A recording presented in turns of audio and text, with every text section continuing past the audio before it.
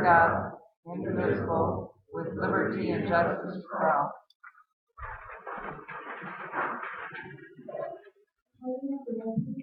All present except for Commissioner Corcoran, who has an excused absence.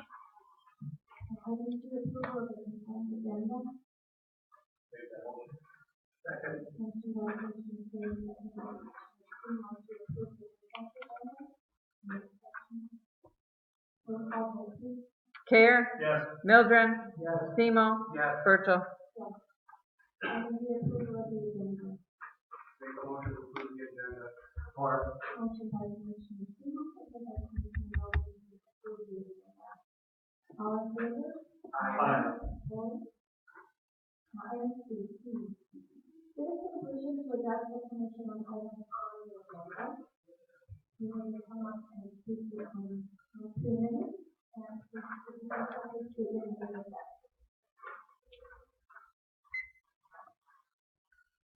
My name is Matthew Summer, I reside in the Street of Church Street, Irownood.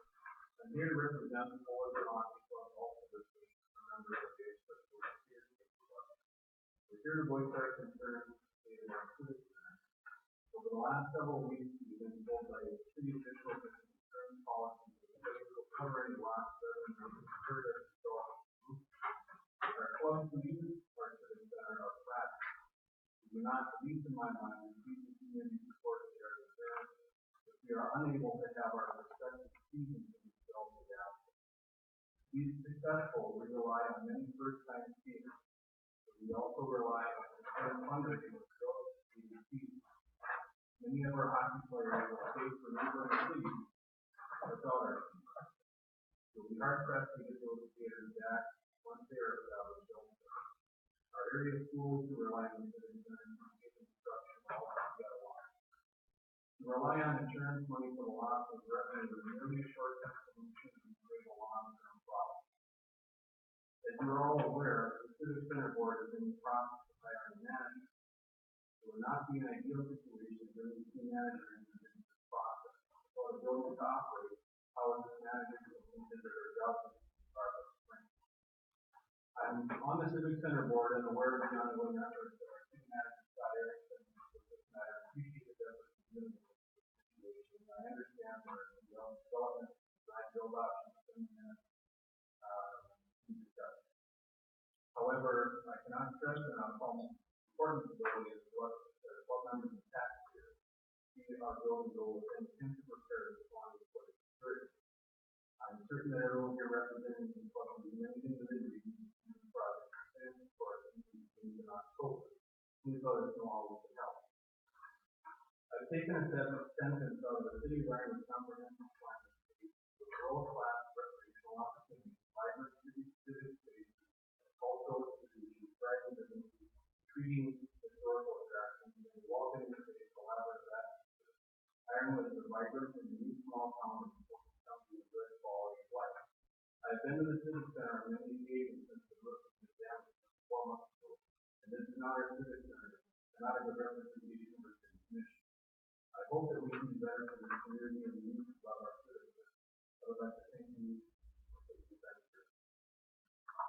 Thank you.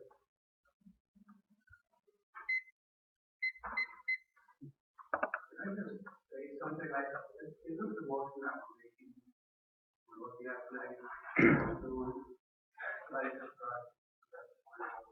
Well, hopefully help streamline it. We'll go through a whole discussion on where we're at, where insurance is at, and the process going forward. But yeah, we definitely appreciate the concerns about getting things moving forward here at this point in time.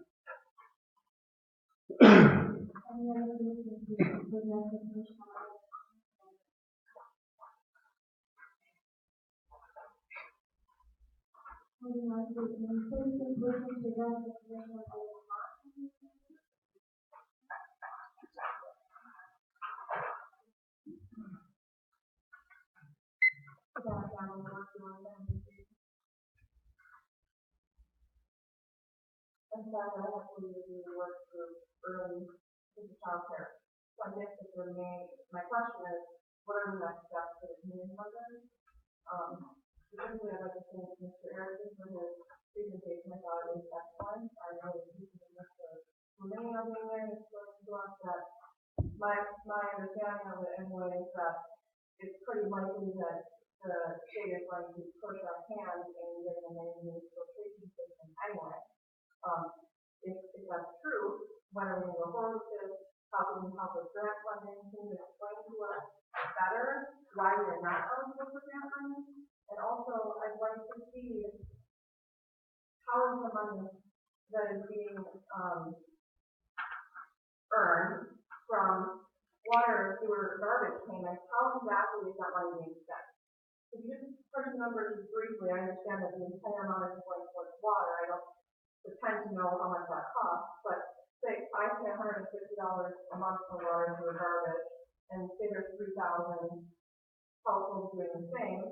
Let's just for the sake of easy number crunching, say that's $500,000. The project costs $8 million. It shouldn't take that much time to pay it off. I mean, do you really have to go through your loan on something like that? I mean, the macrocosm is that there's a lot of number crunching and engineering evaluations that happen, but all the while that that's happening, the microcosm is that your citizens cannot use their water. Some of them, anyway, myself included, very frustrating for me. Like I said, last time I spoke with you, I can financially and physically go buy bottled water, bathe my children in bottled water, bathe myself in bottled water. But it's a pain, and there are some people who just can't do that. We really need to expedite the solution to this problem. Surprising to hear that there are 6 other water companies that are very close proximity to have a full water filtration system, and here we are, probably have manganese problems up to median, just like they did, and ours is not being filtered out, and I wonder why that didn't happen. Many of them kind of take the can down the road, but here we are. We need to fix it. I'm interested to know how we fix it in the house and what the next steps are. Thank you. Could I say that we did have to leave it to summarize sort of what we got from action today. And I would want to say that perhaps we should document this. Yeah, we've got them written down here, and actually, I wanted to get there, not that. Yep. Is it reasonable that the public gets to know, like, down to the dollar where exactly the water money is being spent? Yeah, we have that actually in our budgets. And actually, if you want to come in, talk to the water department, our finance director, it's a whole pretty significant budget for the water and sewer. So feel free to come in and walk you through that and see where the money's spent. A lot of it's operational. Some is debt service for the project that we've done. So he can lay all that out and show you exactly where the water money is being spent right now. Absolutely.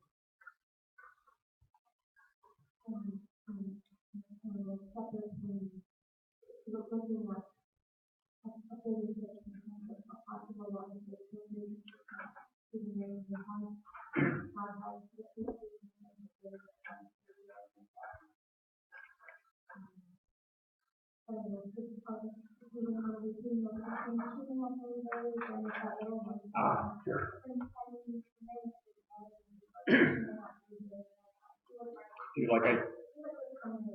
What were the things that we are currently looking at doing? Again, filtration is the ultimate way to help get the iron and manganese out of the water. With the current process, what we're looking at doing is some additional flushing. Again, that's just that stuff out of there. As difficult as that is, we want to get that out of the system. So some additional flushing. We're looking at block-specific flushing. So if there's a block we're getting a lot of complaints on, our water crew will go and just flush that block. But maybe it's a low flow line that doesn't have a lot of usage, and that can help clean up the line. We want to. Good. Okay. Good. We do want the residents to contact us so that we can track, where the problems are, and follow up with them. We actually worked with a company called Hawkins and also with the state EGLE folks. They're state people that help us manage the water system on adjusting our, they call it polyphosphate, to help sequester the iron and manganese. So we're working with them to adjust that a little more to help with that sequestration process. So that's in the process. We have a company coming in later this summer to clean our reservoirs, Mount Zion Tank and Jeffreyville, my local state. Yeah, look, I got Jeffreyville Tank. I'm looking forward to cleaning that out. Yep. So we can clean some of that out. We're gonna bring in Michigan Rural Water, it's outside independent entity that's statewide, to come in and basically do an evaluation for us and say, here's how we're doing things. Should we be doing something different, better, or, you know, are we spot? What's the name of that company? It's Michigan Rural Water. It's actually a state organization. So they're going to come in hopefully in a couple weeks and walk through that with us. We bumped up our lead and copper testing, not relative to the water, you know, the visual part you're seeing, but we wanted to bring that in too just to make sure everything's fine and test earlier because we were supposed to test next year, 2020, but we're going to test a year early. We're also taking additional samples at our wellheads, it's all well water for manganese to see what the levels are in each of the wells. We have some data from a year ago, but we want to get current data to see where they're at. And that can also help with discussing filtration and go with a filter plant, you know, what that's going to take. So those are the things in the immediate future here that we're going to implement and move forward to help. But ultimately it is a filtration system that would have to strip that out. Then it comes down to funding, how do we fund it? So are there grants available, that type of thing. And what is the conclusion for the commission regarding I can say one thing regarding the ice crystal from the civic center. My name's Robin, and we, pardon me, Robin Phillips, 6069 West Riverside Drive in Curtis. We just want to make sure, and I'm sure Colbert is the same way, that we're kept up to date on what's going on with the reconstruction of the civic center. Up until this point, we've tried to contact different people within the city as well as the people at the civic center, and it goes quite a while before we get back an answer. There's no voicemail attached to the civic center phone anymore, so it's a matter of playing tag with Brian, who used to be the manager there. I don't know if he still is or not, but we have not even been able to get into the building in order to check our stuff to see if it was damaged in the water. We need to get into our section of it in our storage room. So it'd be really advantageous for us to have some contact or some meetings to make sure that we get kept up to date so we can plan for our next season. I don't know if that's something we have to always have to sit in on these meetings or with the civic center board or what. So our two groups really have to stay up to date in order to do our schedule once the construction project is finished, and hopefully it's on time for our season. So if we can please make that happen, that'd be great. Again, you're a board member on the. Yes, actually, three others.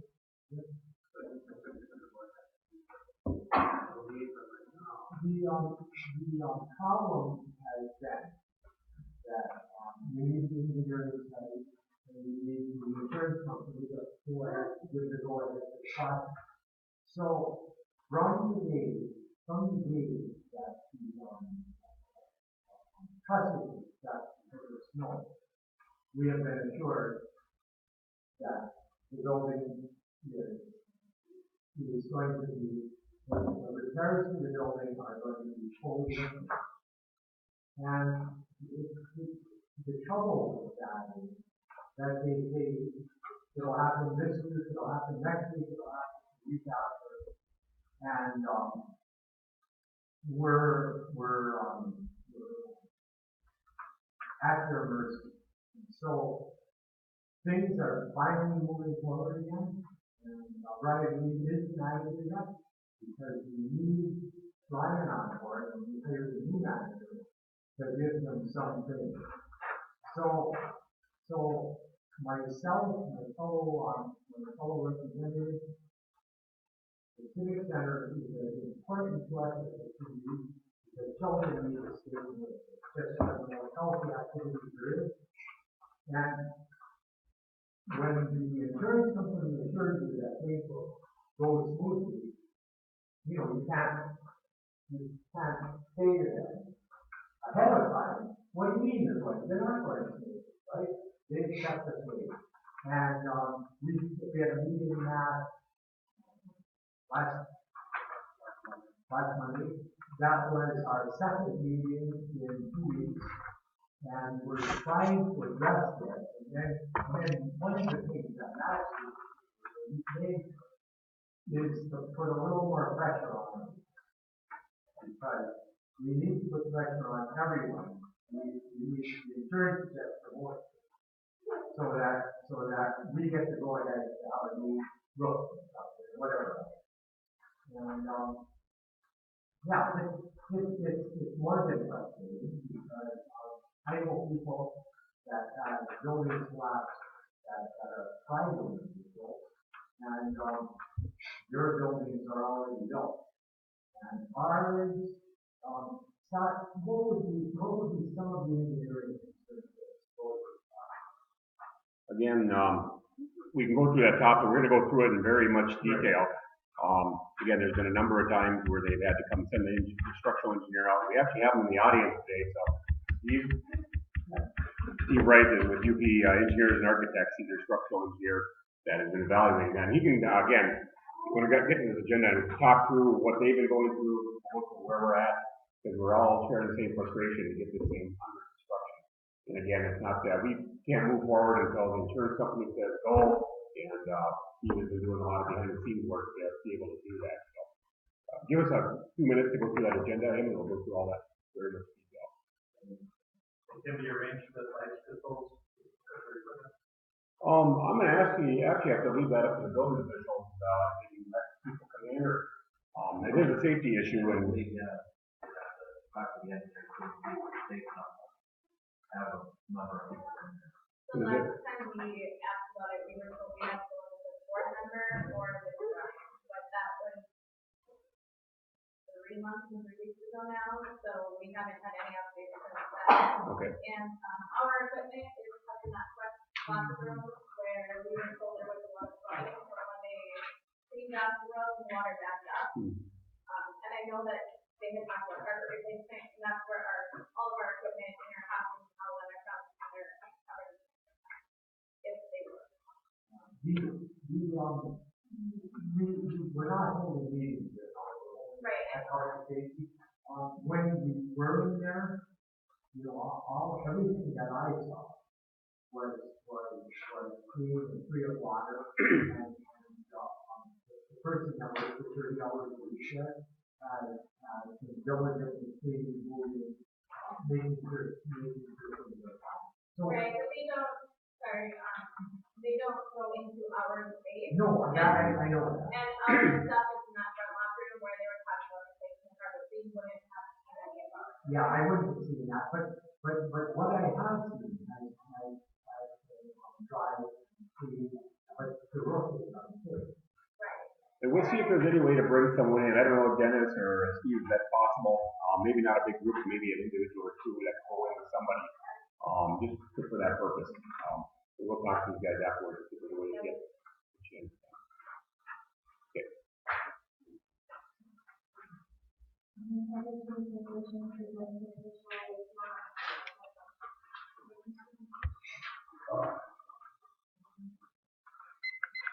Yeah, Randall Captain, 242 Lake Avenue. Item's not on the agenda. I don't know if you guys got that budget on the agenda or not. Probably not. But anyway, is that what we get for our $70,000? Additional budget for public safety, is that new car out there? Because I don't feel that they need to use $70,000. I don't know if the budget's been finalized yet or not. But I do hope that $70,000 can go somewhere else besides public safety. Because they don't need another $70,000. They've already gotten over 10% of the budget. I mean, it's ridiculous. You know, really is. And furthermore, as far as me, I had mentioned we discussed new consultant with the city attorney about suing Coleman Engineering for the lack of proper capacity on emerging culverts and manholes and everything that they've been approving the compaction test. And obviously they're not compacted enough because they're dropping. Yeah, we can put an extension ring on them and bring them up to grade, but that's going to take time and money that we shouldn't have to pay. Coleman Engineering, they do have insurance, no? I would hope so. They did a lot of work between years with a lot of money. I think it's something that should be looked at. You guys have to look at it, but I don't think it's all. But I shouldn't have to. It should be something that possibly stay with money. Public. Bob and his crew won't have to do it. Or if they do it, we're going to be reimbursed from comm. So, I mean, there's no brainer. Something you can make a call. I mean, we got to there's, I can make it one more than if you take citizens plans and find out myself. I mean, I have no problem with the bigger legal action. Because they're dropping everywhere. And you guys try to brush it off and tell me, oh, it's the frost, we'll wait for the frost to come. Frost comes out, they still drop a little grade.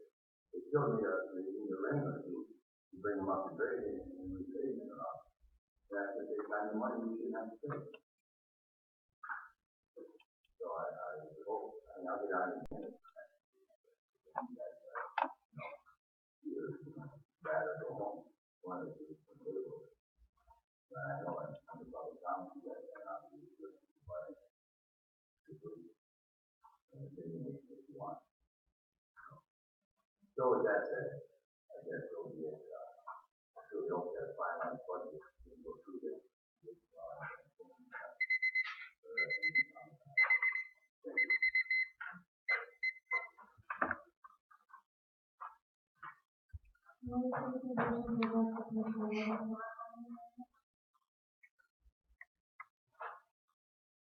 Everyone including the thank you. Discuss and consider awarding the lowest bid for the re-roofing of the Department of Public Works building to Millis Roof Coatings in the amount of $58,100.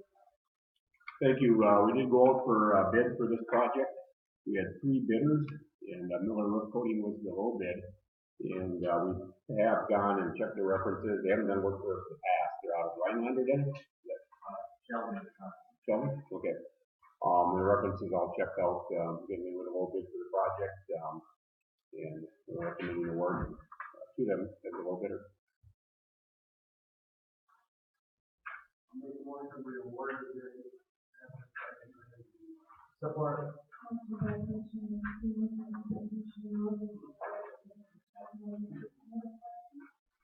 Just to say, try not to hire a local person like $50,000.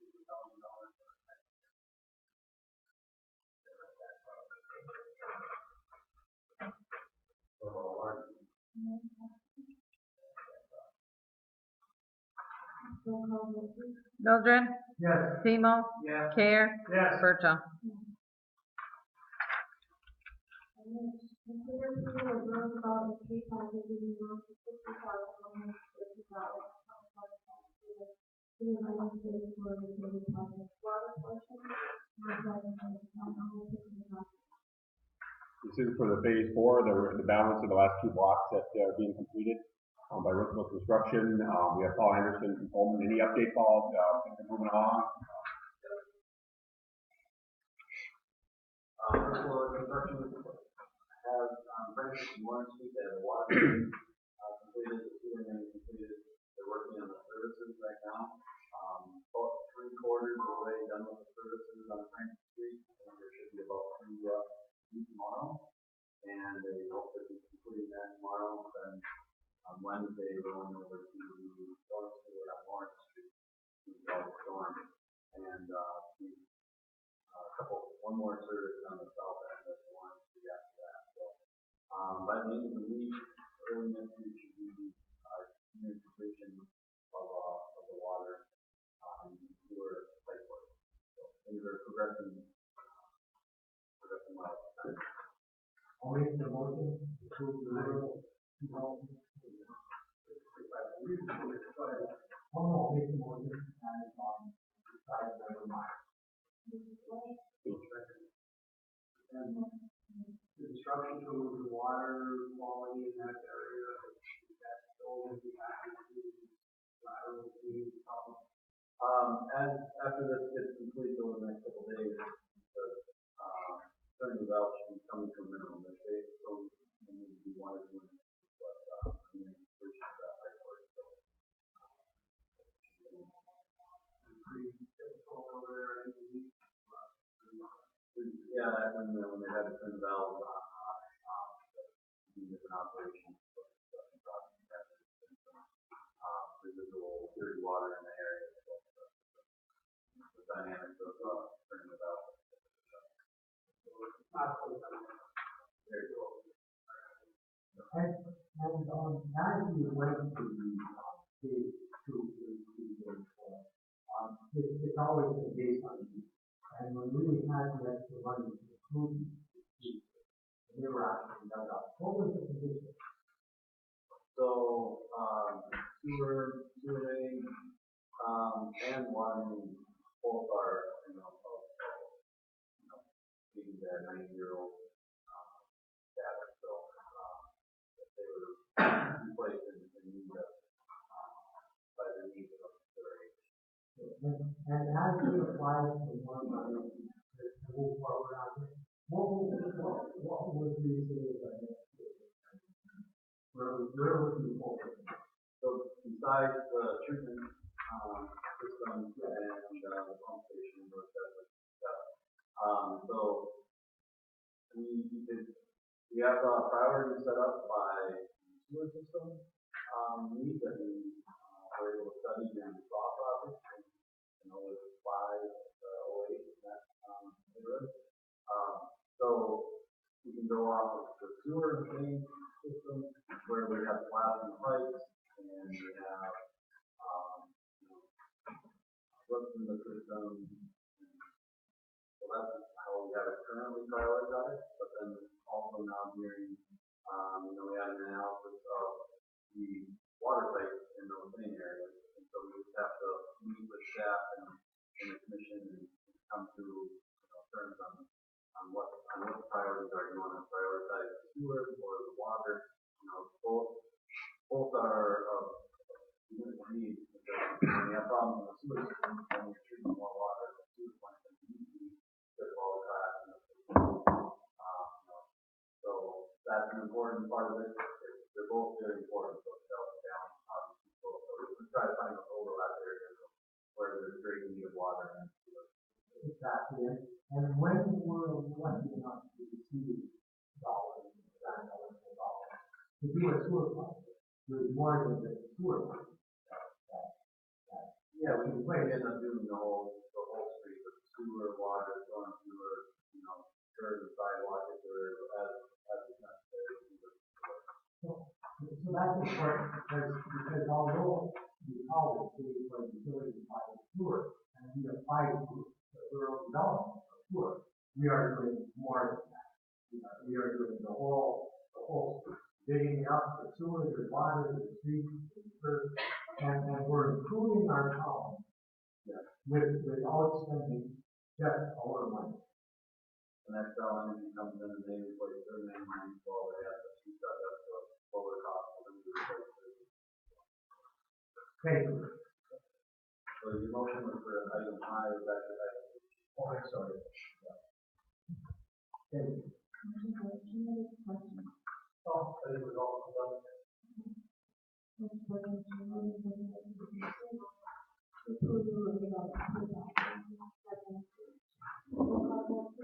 Timo, Care, Yes. Mildred, Yes. Virgil. And mine, consider approval of bill for $368,184.02. Consider that an increase in the county tax to report on tax rate. Motion, we approved, the package, right? Or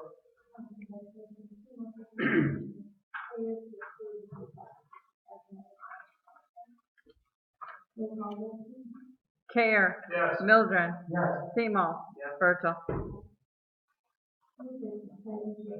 Discussion consider authorizing the design build process for the Alabama City Center roof repair. Authorize city manager to determine to negotiate a contract with the information from the insurance period and time.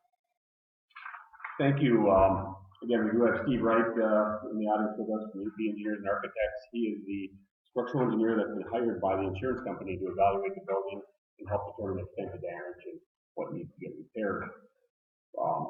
With that, we're all concerned about the timing. We've been talking to Steve not daily, pretty close to daily. Trying to get things moving and seeing where we're at, to get a contractor under contract. They are recommending going with a design build process to, expedite it, I guess. It should go faster that way, assuming that we can get a contractor. He's gonna give us maybe a little update, here at the meeting where we're at with that, on board. And if you do approve, this item tonight, it would involve myself and the city attorney to, again, working with the structural engineer and, the insurance company to enter into a contract. So again, we can save, many weeks to month or so in that process instead of going out for bids and having to do a bunch of process. So again, we typically don't do that. The reason this is different is because it is insurance proceeds. It's not public funds. It's not, not city tax dollars. So we have a little bit of discretion there to allow us to go through the design build process. And if you're comfortable doing that, to give authority for us to enter the contract once we negotiate with the contractor to get this work done. So again, I identify that's there to help speed up the process. With that said, with Steve here, I appreciate you coming. Maybe give a little background. It's been 4 months, and we're all concerned, about the timing and getting this thing under contract. Can you give maybe a little background on what you've been doing to date, where we're at, and what the next steps are here? Well, we were hired by the insurance company in February to inspect the building and take a look at the roof damage. And originally we went in and it was pretty obvious, the damage was there, and roughly about half of the roof system itself has either crimped or the purlins have rolled. In the process of reviewing the building documents, though, we did discover that the original building was not built close to current codes. So your current code snow load would be somewhere in the 50 to 60 range for this area, and that building was built for approximately half that load. So when we found that out, we went back and said, well, we know that the roof is bad, and if we're going to replace the roof, we need to replace it with a building that's going to be up to code. Well, what about the rest of the building? So we worked our way down to the foundation to basically find out the other portions of the building that may have been under design. And most of the other portions of the building have also been under design. The biggest one being the roof trusses. So you have the roof purlins and the roofing itself, which is bad. But then, if you've ever been in the Civic Center, you can see those main trusses that are about every 24 foot on center. Those are also only for about 50% of current code roads. So we ran an analysis on that in order to determine what needs to be done there in order to fix it. Since that time, we started to look at, after talking with Scott and the building department, what do we need to do to try and get this building fixed in order to salvage ice skating hockey for this year. And timing is the biggest thing. It's a big building, 240 by 120 feet, so there's a lot of square footage. And there's two other main items that kind of complicate the project. The first is the fact that it's damaged. So we're finding from contractors that they are concerned with either going in the building without having shoring or getting somebody up on the roof. And every contractor is a little different on what they're, what they want to try and tackle, what they feel is safe for their people. So we're looking at that item. The other item that we're looking at is the fact that that building is over a concrete slab that has a chiller system in the floor in order to keep the ice cold. If something were to fall on that slab while the contractor is fixing the roof, it could damage the slab and break that system. If that happens, basically you're looking at a much incurred additional cost for replacement of the slab in the system, and also a time delay at that point also. So a lot of the contractors that we've been in contact with are very concerned on what they need to do in order to, make sure that they don't damage that slab. Because of we felt that going with a, design build type procurement process would help speed things along. So the two main procurement process that people are familiar with is the one that you typically would do, which is design, bid, build, where you hire an engineer or architect. They spend whatever, a month, 2 months, 6 months to design a project, then goes out for bid.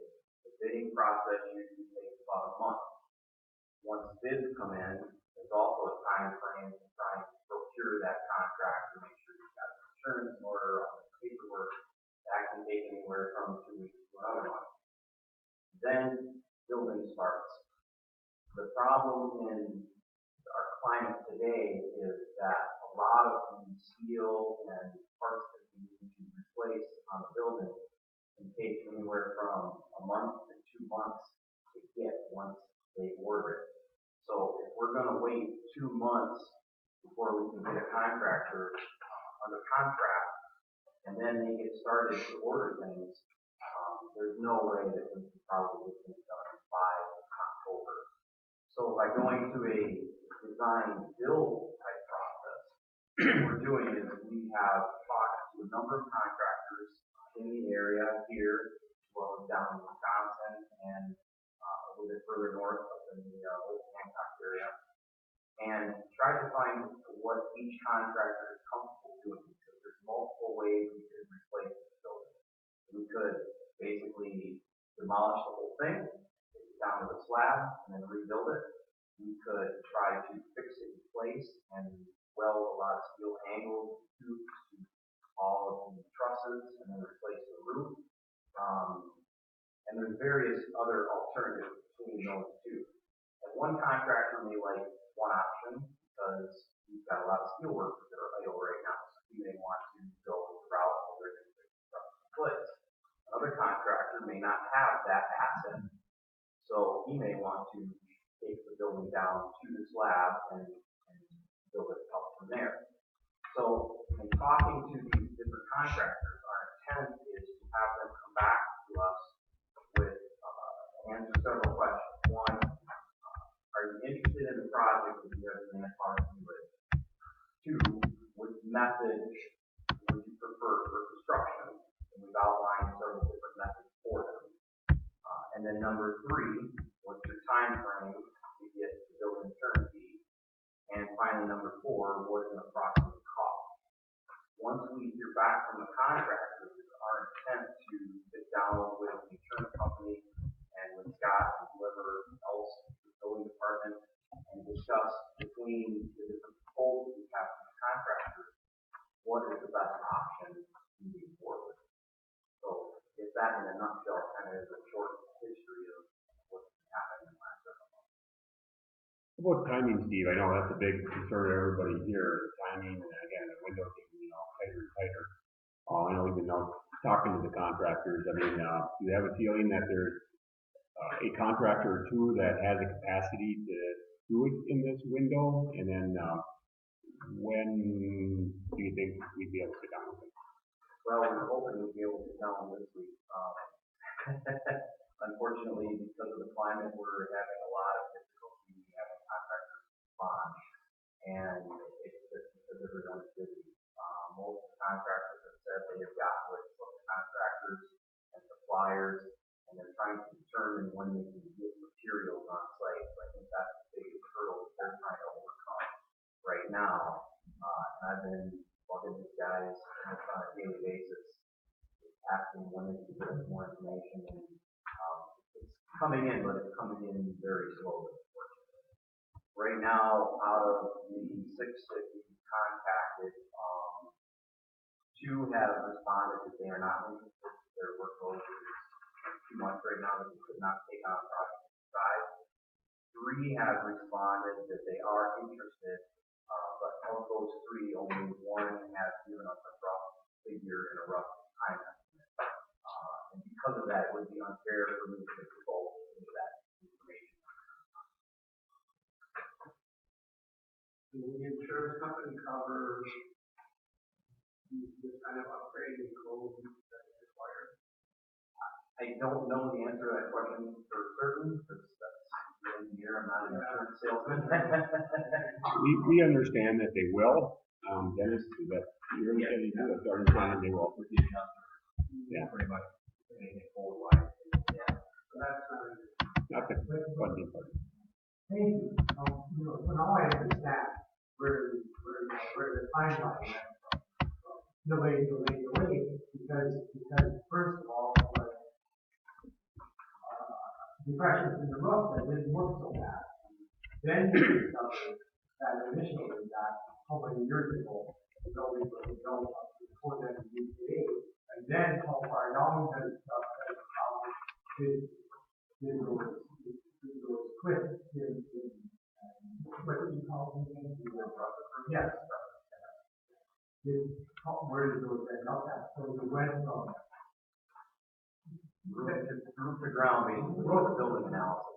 Yes. roof to ground and bad worse as far as our timeline. If the insurance covers it, then we're in a building that designed correctly to say yes. And now it's all about time. Right. And you just do your best. Doing something would cover different alternatives, like either like you guys are bringing it like on the or researching on models as opposed to this. Are both options will be possible?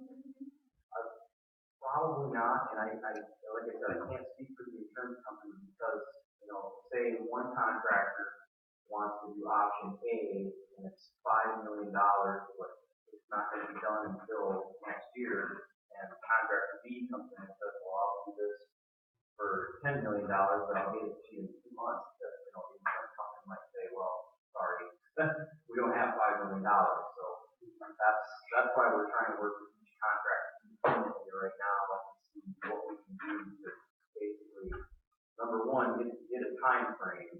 And then when we do get a time frame, we're going to work with them to shift that time frame down and also shift the cost down. There's a lot of moving parts. There's a lot of moving parts. There is downside to the fact that it's not a normal protocol. You can get, see that just go straight all wrong.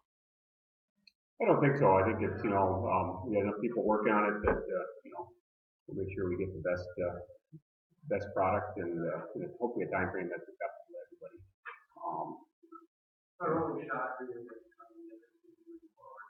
Yeah, the window is closing every day here. Summer already. So, yeah.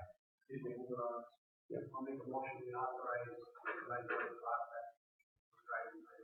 Support.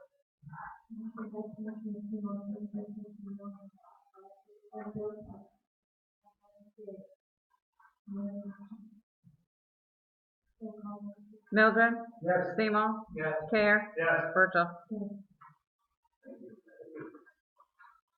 And okay, discussion consider introduction of ordinance number 5.05, resolution of that person and outside water with lot 1, uninhabited addition related to lot 12, to the board of state Ironwood, and schedule of hearing on Monday, July 22, and 5 minutes.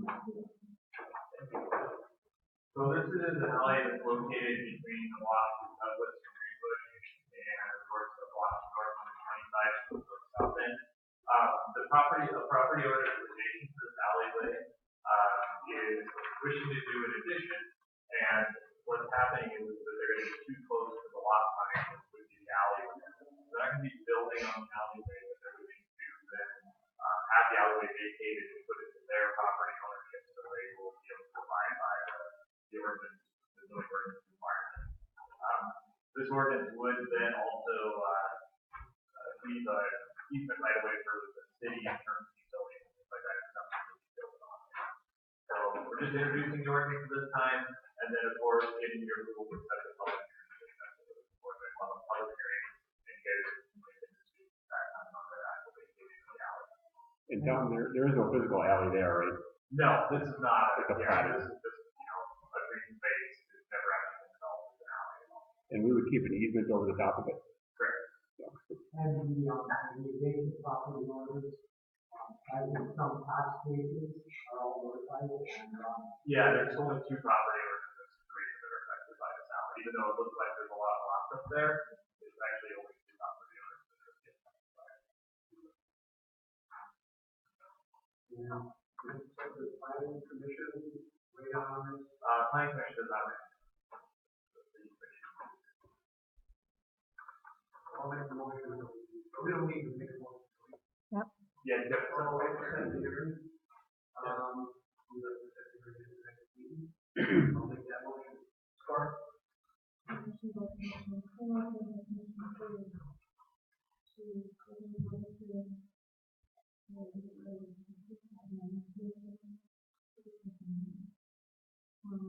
for both property owners and Pardon? both property owners are okay with it. Well, one of them is the one who requested it, and once you guys set the public hearing, then we'll be notifying you of the property owner will be affected. So, and then my understanding is that the property owner requested it, then has already talked to the other adjacent owner, and he's in agreement, but we still have to do the actual notification. But we want to wait and set the public hearing. All in favor? Aye.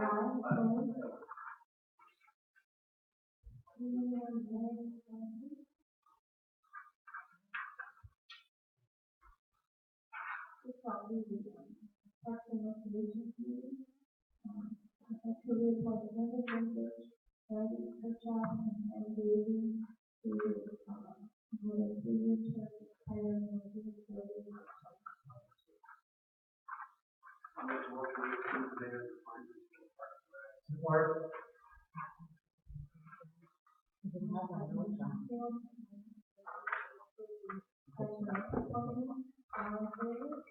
Aye. And to the one from Iowa Development Authority, to reappoint them to council to the term expiring June 30th, 2023. A new one is to listen to that authority to the I'll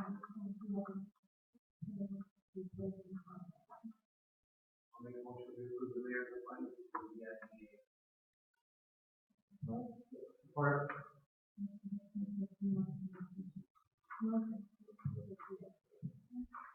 All in favor? Aye. Opposed? This is a reminder, we have 2 more vacancies on the Parks and Rec Committee, and 2 vacancies on the Development Authority.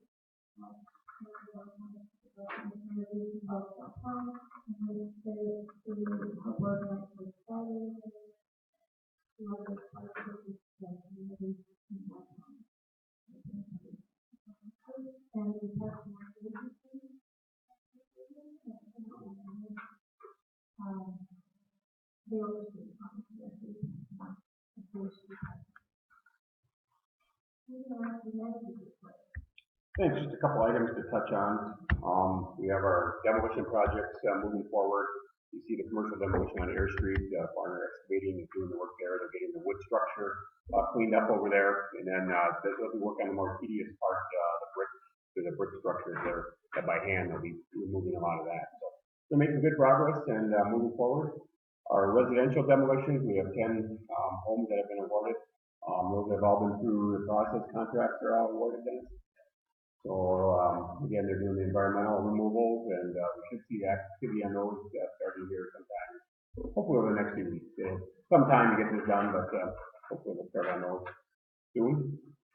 And our paving striping is essentially done in town. We have an area actually on the east end of town where it's come back to catch 2 streets that did not get completed. So they'll be coming back to that and finishing that up. And last on my list was just a reminder of Festival Area coming up now. Fourth, that's next big event for the area and our community. So I want to encourage everybody to come out and enjoy the festival. I would like to thank everyone again for the first Friday. Farmers Market in Equal Park. This personally, family members that have moved free and gluten-free breads that were available, gluten-free, sweet rolls that were available, and the music was top notch, and not to mention the fresh produce and the cookout. Then you go from the visual part to the art part, this next to television in there, and that musician from Nina, I was counting. So at any given time, there were 60 to 75 people enjoying top-notch music, and I was some of the best league in the whole nation. And everyone had a great time, but you know, we're a bigger community than that. Downtown area was a great vibe, and I think that we should start trying to have a couple hundred people to come live music, and then the Tim Messin, along with the movie and the theater people said that they could not believe how wonderful that was.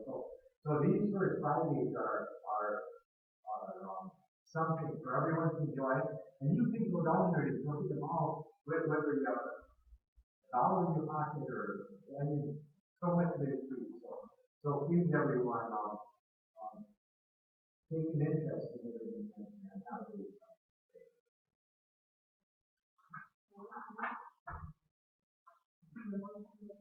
With that motion.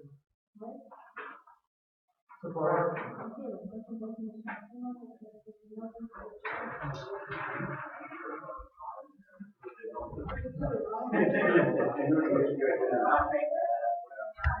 Thank you.